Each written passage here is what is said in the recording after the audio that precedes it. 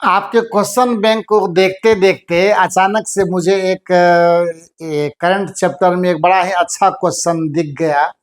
तो मैं इसे करने की कोशिश करता हूं और इस सवाल में क्या क्या अच्छाई है, क्या क्या आप इससे सीख सकते हैं, इसको देखिए। ये लॉन्ग टाइप क्वेश्चन 2015 में पूछा हुआ है ये, और ये आपके लिए जानने के लिए बहुत महत्वपूर्ण है और बहुत सारा चीज सिखा देगा आपको। एक्चुअली कहता है कि बताइए कि ये जब स्विच ऑन करेंगे तो ये सर्किट में कितना करंट रन करेगा, यानी विद्युत धारा आई का मान ज्ञात करना है इसमें। और अच्छी बात इस सवाल में और क्या क्या है कि सेल का इंटरनल रेसिस्टेंस भी दिया हुआ है, आंतरिक प्रतिरोध, और तीनों ही सेल का ईएमएफ आपको, विद्युत वाहक बल का मान 5 वोल्ट 5 वोल्ट 5 वोल्ट है, और रेसिस्टेंस का भी कॉम्बिनेशन बड़ा खूबसूरत है। तो अगर आपको इससे पहले मैंने कहा था ना कि एग्जाम पुस्तक में भी थोड़ा बहुत रिवीजन आपका करवाएंगे, और वो रिवीजन यहाँ पे होता हुआ आपको दिखेगा, क्योंकि अगर आप पहले से थोड़ा समझने में परेशानी थोड़ी सी आई होगी तो यहाँ आपका वो अपडेट हो जाएगा। ध्यान से देखिएगा। करना सबसे पहले क्या है कि करंट का मान निकालना, सबसे पहले स्विच ऑन कर दीजिए आप। जैसे ही स्विच को क्लोज करेंगे, ये बैटरी जो है, ये सेल जो है वो करंट देना शुरू करेगा। क्या होता है, सेल के कॉम्बिनेशन में मैंने आपको सिखाया हुआ है लेक्चर में, जाकर के रेगुलर वीडियो में आप देखिए, आपको पकड़ में बात आ जाएगी। ये तीनों ही सेल आपको सीरीज में लगे हुए हैं, क्योंकि plus minus plus minus plus minus इस तरह से, जैसे टॉर्च में बैटरी आप लगाते हैं ना, तो एक का माइनस दूसरे का प्लस, एक का माइनस दूसरे का प्लस, तो ये सीरीज कॉम्बिनेशन है और बढ़िया है। ये मैक्सिमम ईएमएफ प्रोवाइड करेगा आपको, तो आपके सर्किट में ये मैक्सिमम करंट देने की कोशिश करेगा। दूसरी बात है कि तीनों रेसिस्टर इसके आंतरिक प्रतिरोध के रूप में है, ये भी आपस में सीरीज में, और बैटरी में तो प्लस माइनस होता है, पर ये ध्यान रखिएगा कि क्वेश्चन वगैरह भी कभी ऑब्जेक्टिव में मैंने पहले भी डिस्कस किया हुआ है, प्रतिरोध में कोई प्लस माइनस नहीं होता, कोई भी साइड प्लस कोई भी साइड माइनस आप कर सकते हैं, कहीं कोई दिक्कत नहीं। और अच्छी बात है जब सेल सीरीज में, तो ये पूरा का पूरा रेसिस्टेंस भी तीनों, आंतरिक प्रतिरोध भी सीरीज में। अब यहाँ ध्यान दीजिएगा, तो यहाँ पर क्या है कि ये दोनों आपको श्रेणी क्रम में है, ये दोनों भी आपस में श्रेणी क्रम में है, और फिर ये दोनों ही ब्रांच आपस में पैरेलल में है। तो सॉल्यूशन की शुरुआत अगर करते हैं तो सबसे पहले आप इसको ध्यान में रखिए। तो क्या हो जाएगा, 1/r, मैं इसका पूरा निकालने की कोशिश करता हूं। सीरीज तो ऑटोमेटिकली 1 + 1 2 हो जाएगा, ये भी 1 + 1 2 हो जाएगा। तो 1/r = 1/2 + 1/2 = 1, यानी इक्विवेलेंट रेसिस्टेंस का मान आपको आ जाएगा 1 ओम। हो गया मामला क्लियर। अब क्या है कि सिर्फ इतना से ही काम नहीं चलेगा, ये तीन आप देख रहे हैं ना, ये तीनों भी आपस में जोड़ेंगे, कहते हैं कुल प्रतिरोध का जो मान आएगा वो बराबर होगा। अब सारे सीरीज में आ जाएंगे, कैसे, देखिए मैं सर्किट को फिर से रिवाइज कर देता हूं आपके अच्छे अंडरस्टैंडिंग के लिए। ध्यान से देखिए, सब समझ में आता है। ये देखिए, यहां से अगर आपने इसको तीनों सेल लगा दीजिए, तीनों सेल देखिए मैंने लगा दिया, आप भी सेल लगाइए, और इस तरह से फिर एक सेल लगाइए, और सबके आंतरिक प्रतिरोध आपको मालूम ही है कि 3 ओम है ना। ये 3 ओम होगा, ये 3 ओम होगा, और ये 3 ओम होगा। और फिर इसके साथ आपका, अब तो स्विच ऑन आप कर ही चुके हैं तो कोई दिक्कत नहीं है। ये कितना आया, 1 ओम। और अब स्विच ऑन किए हुए हैं, 5 वोल्ट का तीनों है आपका। इस सब में आलस नहीं करना चाहिए, ये तो आपको बढ़िया से समझ में आ जाए, यही सबसे बड़ी बात है, इसमें कोई दिक्कत वाली बात नहीं है।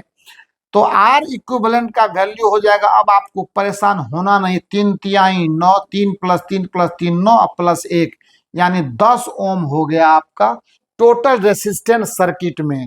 और टोटल ईएमएफ जो हुआ वो 15 वोल्ट का आ गया। कितना का आ गया, 15 वोल्ट का ईएमएफ आ गया।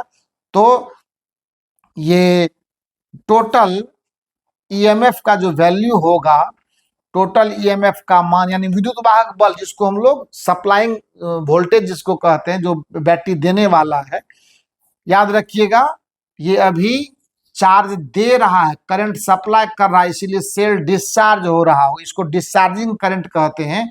सो ये हो जाए कितना 15 वोल्ट का। क्लियर है। और इसीलिए ओम का नियम लगा दीजिए, ई बराबर किसका, V बट्टा आर इक्विवेलेंट। तो V का वैल्यू आपको 15 वोल्ट, R का वैल्यू आपको 10 ओम, यानी 1.5 एम्पियर का करंट आपके सर्किट में रन करेगा। अब आपको ये लगता होगा कि सवाल में तो कोई खास बात थी नहीं।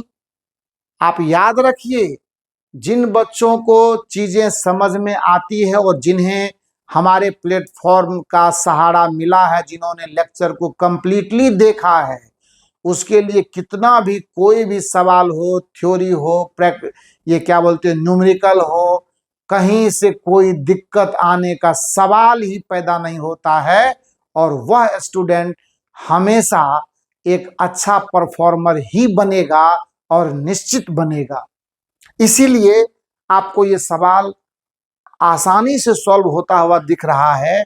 लेकिन ऐसे स्टूडेंट जो एग्जाम के करीब तो अब पहुंचने वाले हैं, लेकिन अभी भी होश नहीं है उनको कि वो कहाँ हैं और क्या जानते हैं क्या नहीं जानते हैं, तो वो एकदम बिल्कुल उलझ जाएंगे इस सवाल में। उनका दिमाग गर्म हो जाएगा, उनको लगेगा कि किताबों तक पटक करके जा करके मार्केट घूम करके आते हैं। तो जब हमेशा वो ऐसे बच्चे मार्केट ही घूमते रहेंगे, आपको उनके फेर में नहीं पड़ना है, आपको अपना काम देखना है, एक बेहतर सब्जेक्ट की समझ लानी है। और आपको तो और भी चीजें हमने बताई हुई थी रेगुलर कोर्स में, है ना। ये मान लेते हैं कि अगर ये कोई रेसिस्टर है और इसमें अगर आपने कोई सेल जोड़ा हुआ है और अगर स्विच लगा देते हो तो लगाइए स्विच, कोई प्रॉब्लम नहीं है, तो आप से लगाइए आराम से आराम से। ये मान लेते हैं V वोल्टेज है इसका और R है। आपको पता है ना कि स्विच ऑन करने के बाद जब करंट फ्लो करवाते हैं किसी टाइम T तक अगर फ्लो करवाएं तो क्या होता है, इसके अक्रॉस हीट प्रोड्यूस होता है जिसका वैल्यू I² सब पराया हुआ है ना। और या तो V² इंटू टी या V इंटू आई इंटू टी, तीनों उसी का फॉर्मूला है ओम्स लॉ से। एक बार IR के रूप में, एक बार VR के रूप में, एक VI के रूप में। हीट प्रोड्यूस्ड, इसको बोलते थर्मल इफेक्ट ऑफ करंट, यानी उष्मीय प्रभाव। ये उष्मा ऊर्जा यहाँ से जनरेट होती है। अब बस पावर के लिए कुछ नहीं, टाइम से डिवाइड कर दीजिए, पावर का वैल्यू आ जाएगा I² V² VI, ये सब क्या है, पावर का वैल्यू है। सो इस पर भी सवाल लाएंगे हम आपके लिए। ये I² कहिए या आप V² कहिए या VI कहिए, दो तीनों एक ही बात है। तो इस पर भी हम सवाल लाएंगे। चूंकि एग्जाम बूस्टर कोर्स है, ये रेगुलर कोर्स है नहीं कि हम आपको हर थ्योरी को बिल्कुल पहले की तरह पढ़ाएं। पहले मैंने खूब पढ़ाया, खूब सिखाया, पर एक बात याद रखिएगा, डायनेमो और मोटर ये दोनों आपके जिम्मे है, क्योंकि उसका डायग्राम बनाने में टाइम वेस्ट करना वीडियो पर सही नहीं लगता है। आप उसको खुद देखेंगे, करेंगे, उसका सारा कॉन्सेप्ट उसमें डिटेल दिया हुआ है, उसमें कोई प्रॉब्लम नहीं है।